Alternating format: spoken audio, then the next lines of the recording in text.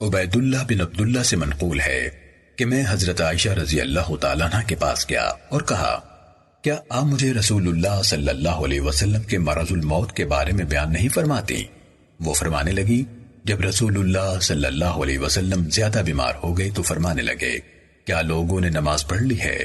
ہم نے کہا نہیں، وہ آپ کا انتظار کر رہے ہیں۔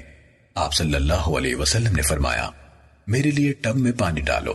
ہم نے تعمیل کی، آپ نے غسل فرمایا تاکہ بخار کی حدت کم ہو، پھر آپ نے اٹھنے کا ارادہ کیا تو بے ہوش ہو گئے، پھر ہوش میں آئے تو فرمانے لگے کیا لوگوں نے نماز پڑھ لی ہے؟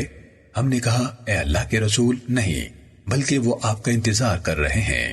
آپ صلی اللہ علیہ وسلم نے فرمایا میرے لیے ٹب میں پانی رکھو۔ ہم نے تعمیل کی، آپ نے پھر غسل کیا اور اٹھنے کا ارادہ کیا مگر دوبارہ بے ہوش ہو گئے، پھر تیسری دفعہ بھی ایسے ہی فرمایا۔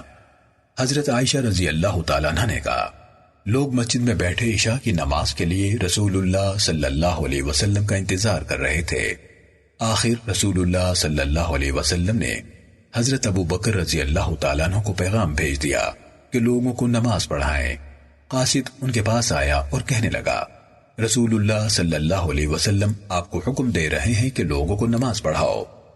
حضرت ابو بکر رضی اللہ تعالیٰ عنہ نرم دل آدمی تھے، کہنے لگے اے عمر تم نماز پڑھاؤ۔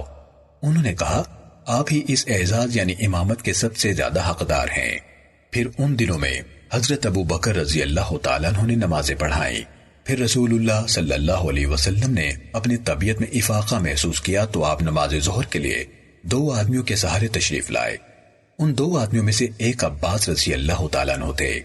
جب آپ کو ابو بکر رضی اللہ تعالیٰ عنہ نے دیکھا تو وہ پیچھے ہٹنے لگے۔ اللہ کے رسول صلی اللہ علیہ وسلم نے انہیں اشارہ فرمایا کہ پیچھے نہ ہٹیں، اور آپ نے لانے والے ان 2 آدمیوں کو حکم دیا تو انہوں نے آپ کو ابو بکر رضی اللہ تعالیٰ عنہ کی بائیں جانب بٹھا دیا۔ حضرت ابو بکر رضی اللہ عنہ کھڑے ہو کر نماز پڑھتے رہے۔ لوگ حضرت ابو بکر رضی اللہ تعالیٰ عنہ کی نماز کے ساتھ نماز پڑھتے رہے، جبکہ رسول اللہ صلی اللہ علیہ وسلم بیٹھ کر نماز پڑھتے رہے۔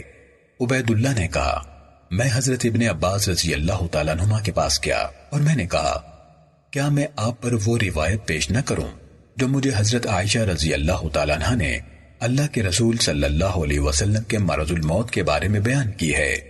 انہوں نے کہا ہاں، میں نے پوری روایت بیان کی۔ انہوں نے کسی بھی لفظ کا انکار نہیں کیا، مگر انہوں نے کہا کیا حضرت عائشہ رضی اللہ تعالیٰ عنہ نے تجھے اس آدمی کا نام بتایا جو حضرت عباس رضی اللہ عنہ کے ساتھ آپ کو سہارا دینے والے تھے؟ میں نے کہا نہیں۔ انہوں نے فرمایا وہ حضرت علی کرم اللہ وجہ تھے۔